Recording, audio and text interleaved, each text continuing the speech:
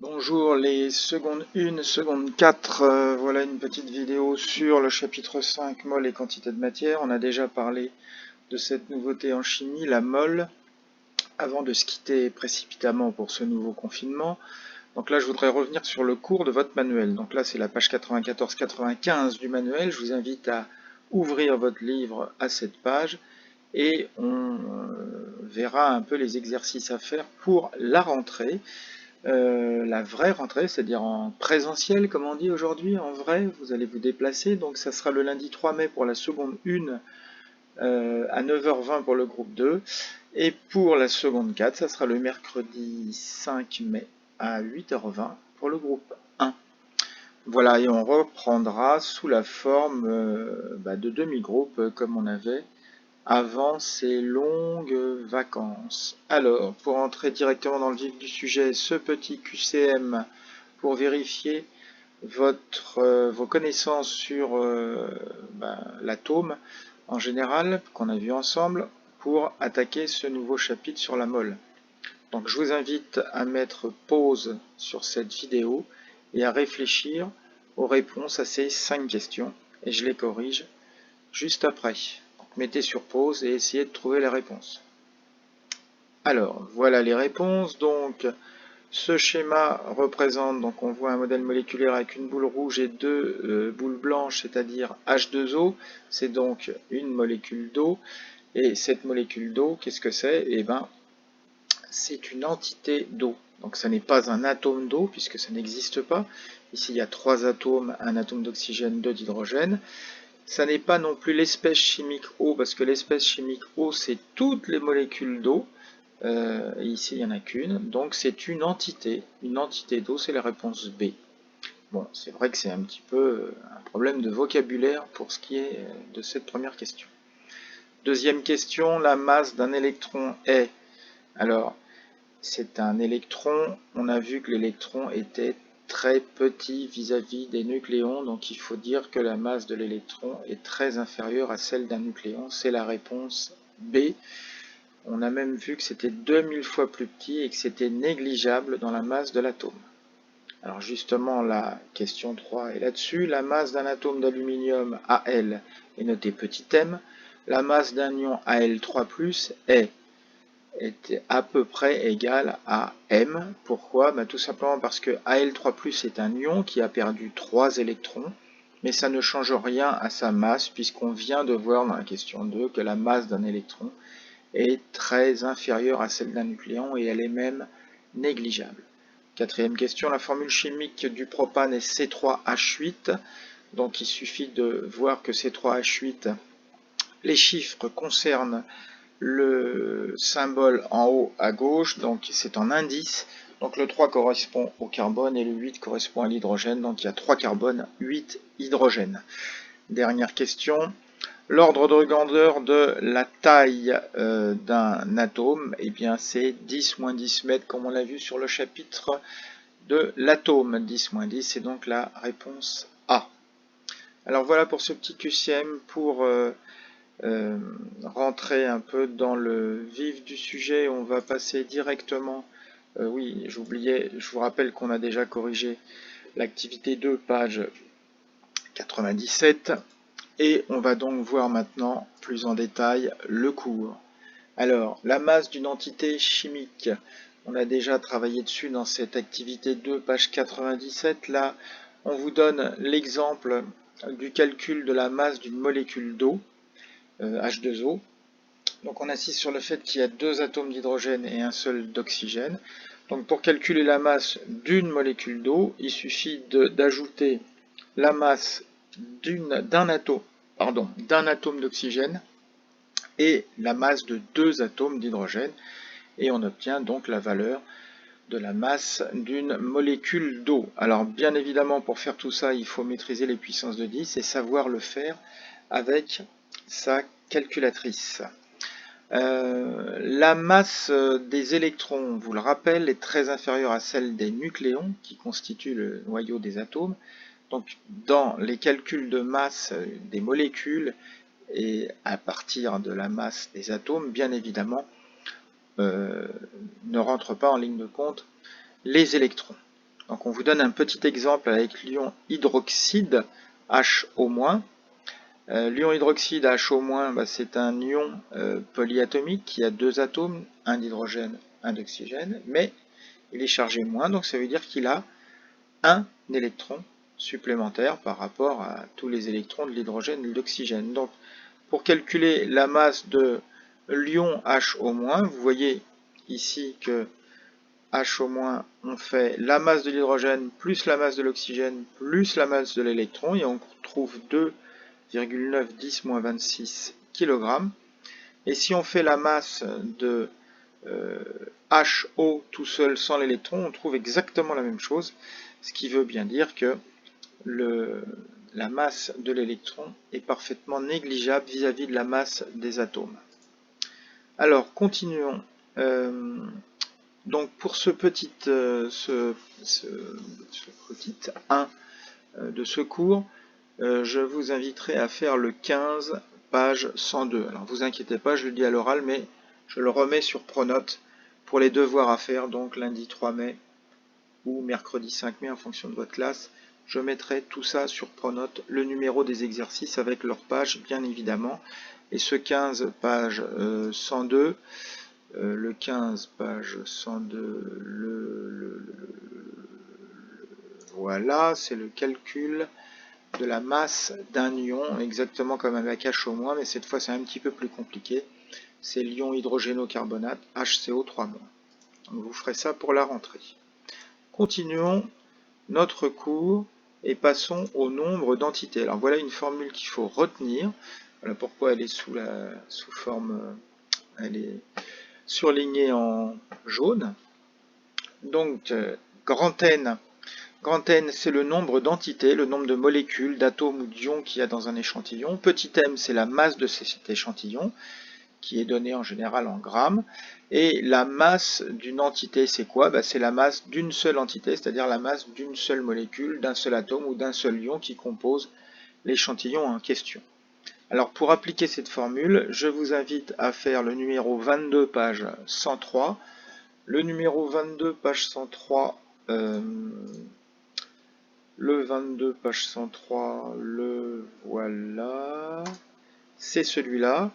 Je vous ferai remarquer qu'il y a une vidéo pour la correction de ce 22, page 103. Donc, je vous invite d'abord à le faire bien sûr tout seul, sur du brouillon. Je vous rappelle que je ne vous demande pas de rendre ces exercices, je vous demande de les faire pour préparer la séance de la rentrée, mais ce 22, page 103 est corrigé avec une vidéo et vous pouvez voir cette vidéo avec l'application que je vous montre ici, Nathan Live, que je vous invite à charger sur votre téléphone portable. Cette application Nathan Live, il faut l'autoriser à accéder à votre caméra.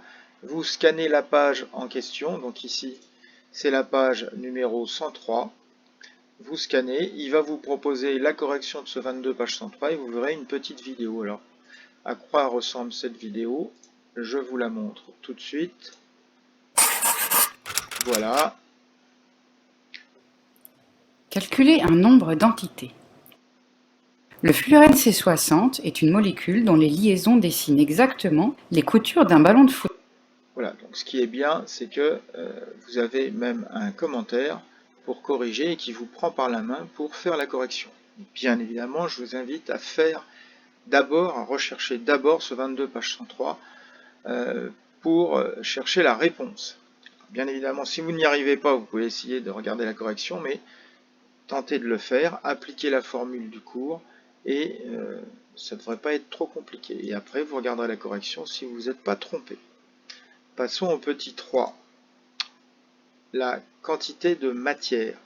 Alors, la quantité de matière, dans la vie courante, les quantités de matière sont exprimées en grammes. En chimie, c'est particulier.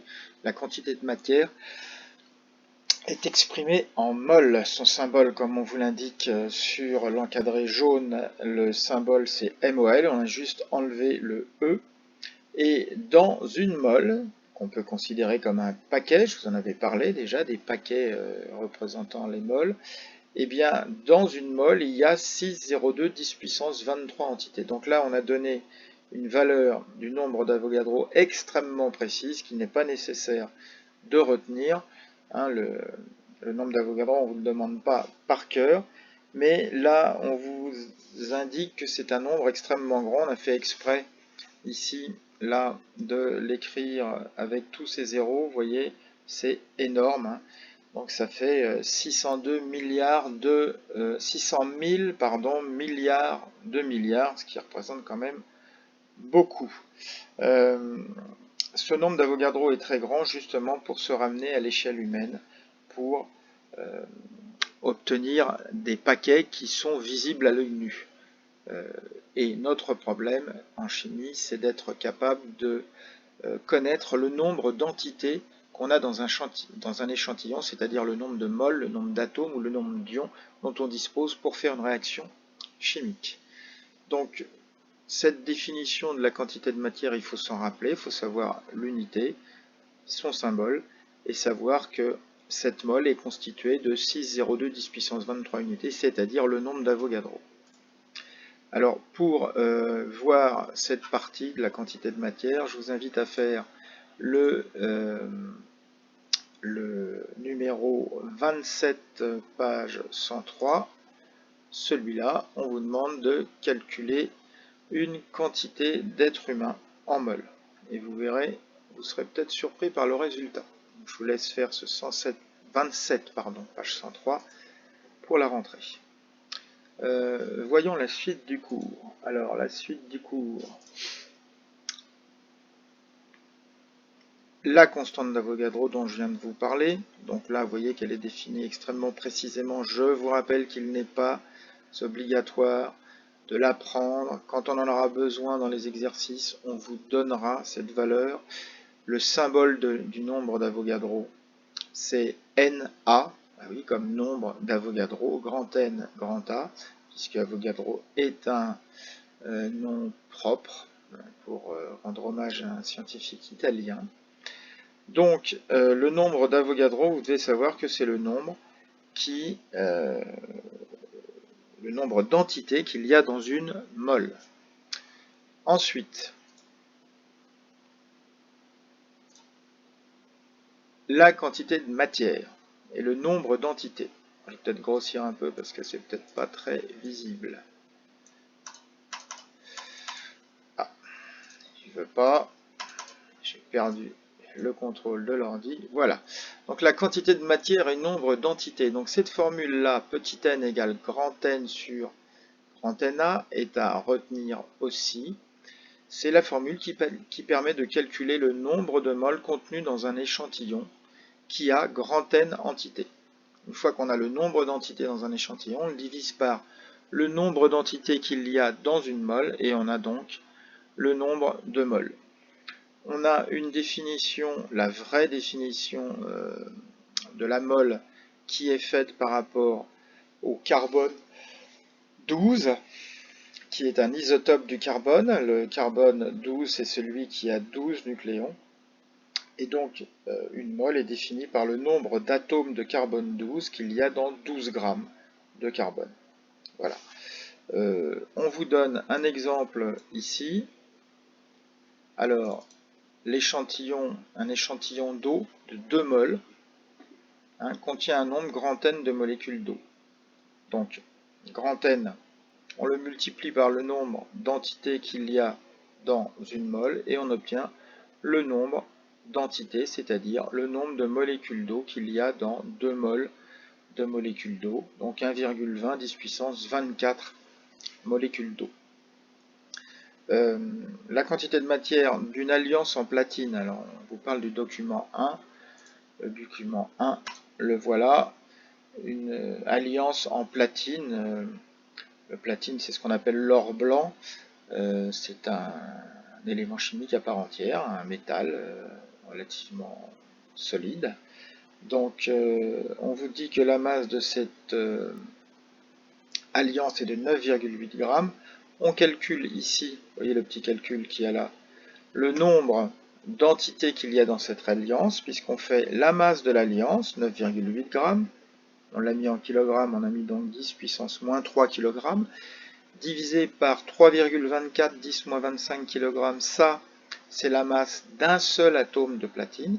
Donc on divise la masse de toute l'alliance par la masse d'un atome et on obtient bien évidemment le nombre d'atomes de platine qu'il y a dans cette alliance. Et ce nombre, c'est 3 10 puissance 22. On vous dit que c'est un nombre gigantesque, hein, c'est un 3 avec 22 zéros, donc ça fait énormément de zéros, bien sûr, et c'est très grand. Et donc si on en revient à notre alliance, notre calcul du nombre d'alliances, du nombre d'entités qu'il y a dans une alliance en platine, voilà le nombre d'entités qu'il y a dans l'alliance en platine. On le divise par le nombre d'Avogadro pour connaître le nombre de moles qu'il y a de contenu dans cette alliance. Et bien on trouve 5-10-2 moles ou 50 millimoles, c'est-à-dire 50 millièmes de mol ou 5 centièmes de mol, comme vous voulez préférer. C'est le nombre de moles que représente cette alliance.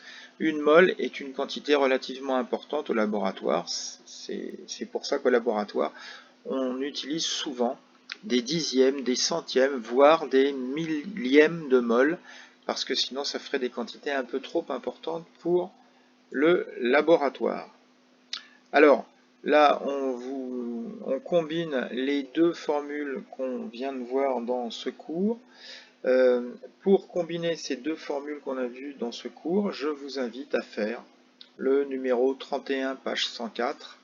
Alors le 31, page 104, le voilà, il est ici. Je vous invite à faire le 31, page 104, toujours pareil, pour la rentrée. C'est donc notre 1, 2, 3, 4e exercice à faire pour la rentrée pour revoir ce cours sur la quantité de matière. Voilà pour ce cours sur la quantité de matière. Un petit coup d'œil quand même sur l'essentiel en fin de chapitre. On fait le lien entre microscopique qu'on ne peut pas voir à l'œil nu et le macroscopique qu'on voit à l'œil nu. Donc ici, vous voyez, on prend comme exemple les molécules d'eau, hein, un petit échantillon d'eau. On vous indique la première formule à retenir, petit n égale grand N sur grand Na, c'est-à-dire le nombre de moles calculé grâce au nombre d'entités divisé par le nombre d'entités qu'il y a dans une mole. Et ici, on insiste sur le nombre d'entités qu'il y a dans un échantillon. Pour le trouver, on fait petit m, la masse de l'échantillon, divisé par m entités, la masse d'une seule entité, ici l'entité étant la molécule d'eau qui est précisée ici. On revient ici sur la constante d'Avogadro qu'il faut connaître. Il faut connaître son nom, non pas sa valeur, mais son nom, et à quoi ça correspond, c'est-à-dire au nombre d'entités qu'il y a dans une mole. Donc voilà un peu un petit résumé de ce cours sur la quantité de matière en chimie, c'est-à-dire la mole. Alors, autre petite chose à faire, il y a un QCM, page 104. Voilà ce QCM, page 104. Je vous invite à le faire, toujours en utilisant Nathan Live. Nathan Live, l'appli que vous allez charger sur votre portable. Vous scannez la page 104 et votre portable va vous proposer un petit QCM. Comme son nom l'indique, il faudra répondre à ces questions et vous avez la possibilité de voir si vous êtes trompé ou pas tout de suite, sans même consulter les corrigés PASS 360, mais là vous avez le QCM qui se fait sur votre téléphone portable, donc je vous invite à utiliser l'application Nathan Live avec votre téléphone sur votre lit. Voilà, donc je vous souhaite un dernier bon week-end avant la reprise en vrai. Et je vous dis à lundi pour les secondes 1 et à mercredi pour les secondes 4 avec un plaisir toujours renouvelé bien sûr.